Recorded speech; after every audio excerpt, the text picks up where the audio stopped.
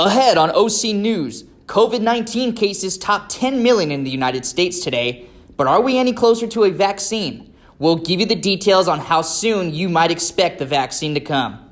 She's done what no other woman has. Kamala Harris will head to the White House as the nation's first woman to serve as vice president. Every little girl watching tonight sees that this is a country of possibility. And a television legend lost his battle with cancer over the weekend. He was at the helm of the show Jeopardy for more than 3 decades. This and so much more. OC News starts right now.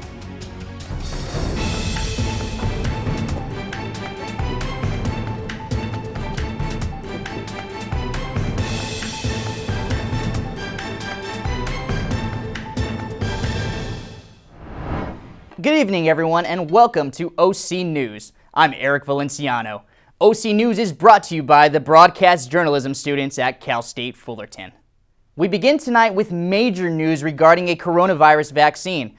Pfizer officials announced that trials of a new vaccine were 90% effective, but it's too early to move to widespread distribution. We kick it over to Mariah Ross now, who has all the details. Mariah? The world got some hopeful news this morning when Pfizer and their partner company BioNTech announced the preliminary results of their coronavirus vaccine trial. Finally, some good news in the war against the pandemic. Pfizer announcing that early data for its coronavirus vaccine shows it's more than 90% effective, much better than had been expected if the trend continues, the company's CEO says. I think that likely, based on impact, that will be the greatest medical advance in the last 100 years. The pharmaceutical giant said it plans to seek emergency use authorization from the U.S. Food and Drug Administration soon after volunteers in clinical trials have been monitored for 2 months after getting their second dose of vaccine as requested by the FDA. Pfizer said it anticipated reaching that marker by next week. It is extraordinary that it's coming at a time that the world needs it the most. Right now, only in the US, we have 100,000 victims of COVID every day, 1,000 deaths every day. I can't count how many people are losing their jobs every day. So it's a very important day for humanity. The nonprofit group Public Citizen called for more data on Pfizer's vaccine, saying until it's reviewed by the FDA, enthusiasm for the apparently promising interim results announced by Pfizer and BioNTech must be tempered. For Health Minute, I'm Mandy Gaither.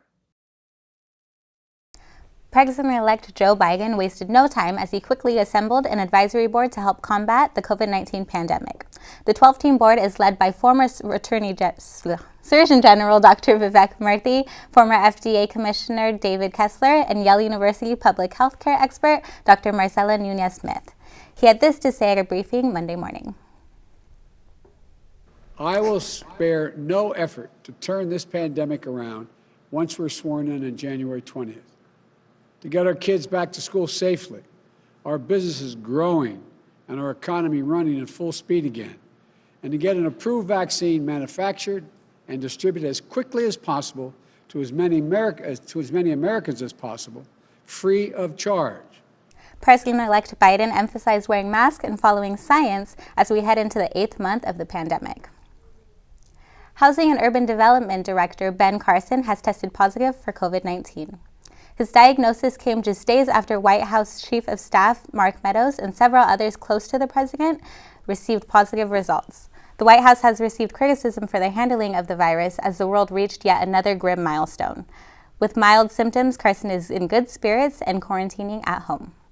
With 50 million COVID-19 cases worldwide and 10 million here in the United States, Governor Gov Newsom addressed California residents with a note of optimism as we approach the winter months. As we see these winter temperatures increase the likelihood of people coming into our system with respiratory issues, with related flu symptoms, this twindemic that we're all anticipating into the winter months, obviously sobering these numbers. But again, the total capacity that we built out, the ability to test being substantially greater than it was just even a few weeks ago, let alone a few months ago. In the near future is possible, Governor Newsom warned Californians to remain vigilant, as exactly when a vaccine will be available is still unknown. Back to you, Eric.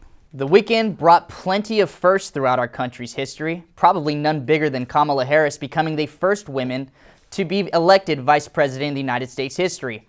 But wait, there's more. We send it over to Jacqueline Davis now, who has more. Jacqueline? Kamala Harris is the first woman to be elected as the Vice President of the United States under President-elect Joe Biden. Let's list all of the things that Harris is the first of. Not only is she the first woman to be Vice President, but she also is the first woman of color to be Vice President, first woman of South Asian descent, and the first daughter of immigrants. Vice President-elect walked onto the stage with elegance and grace. She wore a white suit with a bow blouse that embodied just that. It is this past in the white suit represented the women's suffrage movement, but her message brought unity and emancipation. She has spoke out into the woman in America and around the world. What a testament it is to Joe's character that he had the audacity to break one of the most substantial barriers that exists in our country and select a woman as his vice president. But while I may be the first woman in this office, I will not be the last. Because every little girl watching tonight sees that this is a country of possibilities. And to the children of our country, regardless of your gender, our country has sent you a clear message. Dream with ambition, lead with conviction, and see yourselves in a way that others may not, simply because they've never seen it before. But know that we will applaud you every step of the way. President-elect Biden is said to have an outside full-scale inauguration ceremony on January 20th, while Harris will be sworn in as her vice president-elect spot the same day in the west front of the Capitol building. In D.C., President Donald Trump fired Secretary of Defense Mark Esper today. Amid speculation, Esper was set to resign at some point this year. Trump has named Christopher Miller to take his place instead. Caitlin Collins has the story. President Donald Trump terminating Defense Secretary Mark Esper in his first major act since losing the election. Trump announcing on Twitter that Secretary Esper had been fired and a senior intelligence official will take his place for the next 2 months. The move was announced suddenly, though it was months in the making. Mark Esper? Did you call him Esper? Esper. Oh, okay. Some people call him Esper. On his way out, Esper took issue with that description. He told the Military Times, "Who's pushed back more than anybody? Name another cabinet secretary that's pushed back. Have you seen me on a stage saying, under the exceptional leadership of blah, blah, blah, we have blah, blah, blah?" Esper and Trump clashed this summer over the president's attempts to use active duty troops on American streets to control protests against police brutality. I do not support invoking the Insurrection Act. But Esper may not be Trump's last firing. Sources say Attorney General Bill Barr, FBI Director Christopher Wray, and CIA Director Gina Haspel could be next to go. Esper's firing amounted to President Trump controlling what he could while contesting what he can't. He's refused to concede the election to President-elect Joe Biden and spent the weekend out of public view with the exception of 2 trips to the golf course. Some in the president's inner circle are delicately pushing him to come to grips with reality and concede, while others are telling him to keep fighting and even suggesting running again in 4 years. After several news sources projected Joe Biden as the next president of the United States, Trump refused to concede the 2020 election. This has caused some in the GOP to become divided on whether they support Trump's fight over the election. Senator Lindsey Graham expressed his support for Trump on Fox News earlier today, saying, "Don't accept media's declaration, don't concede. Mr. President, fight hard."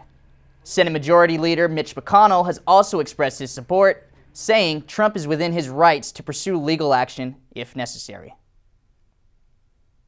President Trump's campaign filed lawsuits alleging voter fraud and rigged results last week after Joe Biden gained leads in what were considered key battleground states. In what turned into becoming election week, the Trump campaign filed lawsuits in Georgia, Pennsylvania, and Arizona alleging election fraud and miscounts in each state. In Georgia, the Trump campaign alleged the state's voters, officials, didn't properly separate late arriving ballots from those that were submitted on time. Georgia has since dismissed Trump's case, citing insufficient evidence. But the president's team isn't backing down. Well, what we need in the presidential race is to make sure every legal vote is counted, every recount is completed, and every legal challenge should be heard. Then and only then that America will decide who won the race. Mike Pence tweeted his support for President Trump earlier today. He wrote, "It ain't over till it's over, and this ain't over." The stocks were surging on Wall Street today.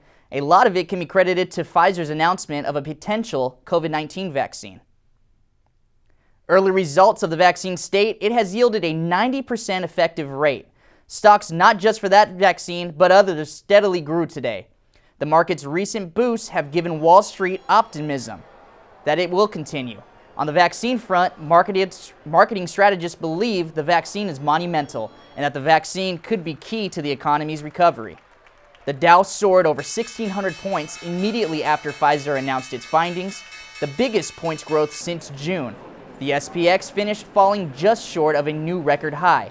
JP Morgan believes the momentum can propel the S&P to potentially surpass over 3,600 points by the end of the year.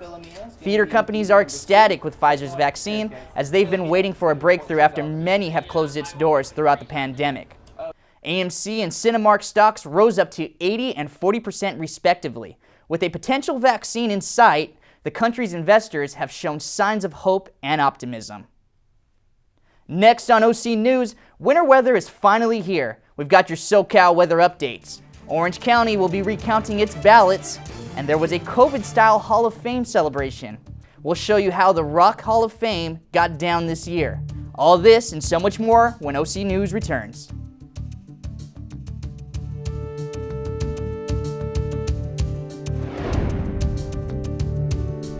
You could be spreading the coronavirus without realizing you have it, so do your part and stay home. It's important to limit in-person interaction with anyone outside of your immediate household, but phone and video chat are safe ways to connect. It's also important to limit social gatherings. If you need essential items like food and medicine, try using a delivery service.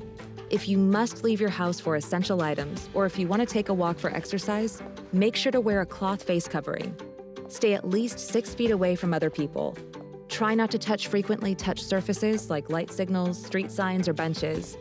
And wash your hands with soap and water for at least 20 seconds as often as possible. This advice applies to people of any age, including teens and younger adults. It takes all of us to slow the spread of the coronavirus, so stay home unless absolutely necessary. Visit coronavirus.gov for the latest information. The Southland is known as the best of many worlds. Well, it certainly feels like it. Last week was scorching hot. This week, it feels like Antarctica. Okay, maybe I'm exaggerating, but yes, November has finally arrived. We send it now to OC News reporter Olivia Campus, who's bundled up for this live shot outside the studio. Olivia? Winter weather has finally approached after months of hot weather. This weekend, storms brought chilly temperatures, rainfall, and snow to certain areas of California. The Los Angeles area experienced scattered rain showers, and inches of snow fell on the east side of Los Angeles in the mountains. Big Bear was a popular destination for people traveling to experience a day of snowfall. Tire chains were required on the journey, and a snow warning was put into place until 10 p.m. on Sunday. Southern Californians are the only ones celebrating the snowfall. Northern California skiers are excited for the upcoming 2021 season approaching.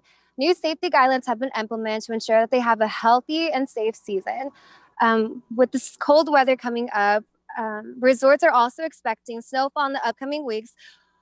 With the cold air approaching, will bring snow rather than rain, giving the resorts the perfect opening condition for visitors. As for now, we can expect cooler temperatures for the rest of the week. Back to you, Eric.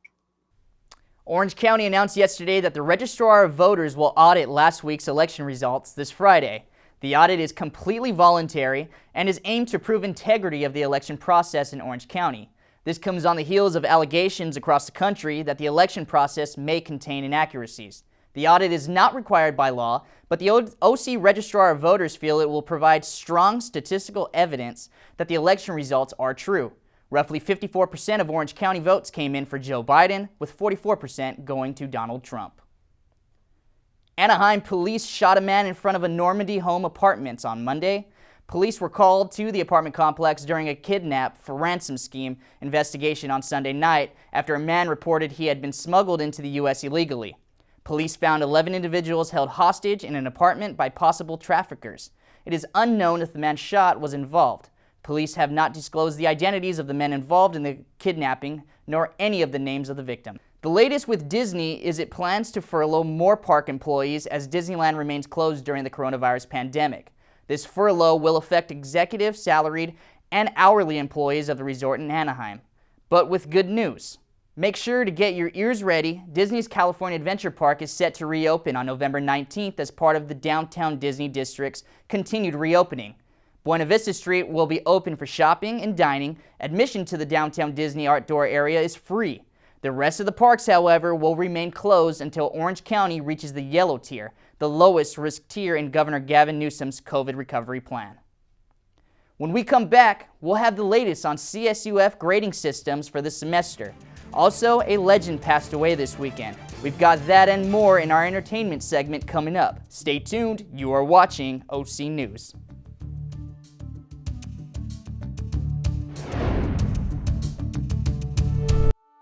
I'm Jenny Garth, and as a mother of 3, I know kids worry about a lot of things. Getting enough food to eat shouldn't be one of them. But here in America, that is a real worry for 1 in 5 children. Even though we are one of the most food-rich countries in the world, 15 million children don't know where their next meal is coming from. This is unacceptable, and something the Feeding America nationwide network of food banks is working to solve. Instead of accepting that our country lets billions of pounds of surplus food go to waste every year, Feeding America has made it their mission to help families in need by rescuing this food. Through food pantries and meal programs, the nationwide network of food banks provides more than 3 billion meals, serving virtually every community in the United States, including yours. Join me in supporting Feeding America and your local food bank by visiting feedingamerica.org. Together, we can solve hunger. Together, we're feeding America. Welcome back to OC News. Cal State Fullerton has made some big changes to the way classes will potentially be graded this semester. We have Jensen Williams standing by to give us more. Jensen? Thanks, Eric. Cal State Fullerton will not be offering the credit or no credit option for grades this fall. According to Provost Caroline Thomas, the reason it was offered in the first place last semester was because the switch to online instruction was so sudden that many students did not have time to adjust properly. The flexibility was supposed to help those who had many difficulties switching. Thomas also says that it will not be offered this semester because it could have negative consequences for some, as it could impact financial aid, veterans benefits, athletics eligibility, and even those who want to attend graduate school because they have not received a letter grade for an extended period of time. Some students feel that the credit or no credit option should be included in this semester's grading system, as they feel they are not getting the same value and experience out of their classes as they would if they were in person. That's all I have from here outside the library. Back to you, Eric. Thanks, Jensen. In entertainment, we unfortunately lost a legend over the weekend. Our reporter, Alyssa Valdez, has more in this week's Entertainment Report. Alyssa? After a tough battle with pancreatic cancer, many mourn the loss of Jeopardy host Alex Trebek. He first made his debut on the show back in 1984 and since then has hosted 8,200 episodes. As host, he earned several Daytime Emmy Awards and a Lifetime Achievement Award from the National Academy of Television of Arts and Sciences. Lucky enough to wind up on a show that the people take to heart, then you're set. Trebek was 80 years old and is survived by his wife Jean and 3 children. Despite many setbacks due to COVID-19, movie productions have resumed filming, which has people heading back to the theaters again. Let 'Em Go, starring Kevin Costner and Diane Lane, scored the #1 spot at the box office, bringing in $4.1 million and was shown in 2,454 locations in the U.S. In the film, Costner and Lane make it their mission to rescue their grandson from an unfamiliar family that doesn't want to give him up and face many challenges along the way. Another movie that came in hot was Come Play. The horror sci-fi film focuses on the risks of loneliness and being isolated from everyone at a young age. Rounding out the top 3 movies is The War with Grandpa. Robert De Niro stars in the comedy as a childish grandpa who brings a prank war with his grandson. Suitable for the whole family, The War with Grandpa features light humor and family moments. Several music artists were inducted into the Rock Hall of Fame this past weekend. The celebration was held virtually and featured 6 inductees. This year's class included the Notorious B.I.G., T-Rex, 9 Inch Nails, the Doobie Brothers, Depeche Mode, and the late Whitney Houston. Whitney looked at me and she said, "This is really special, but there's only one thing missing. I've got to get the Rock and Roll Hall of Fame." Yeah, she did it. The ceremony featured no performances and was aired as a special on HBO. That'll do it for us today. Thanks so much for tuning in. For more, be sure to follow us on Twitter, Instagram, Facebook, and YouTube at OC News CSUF. From everyone here at OC News, have a wonderful night.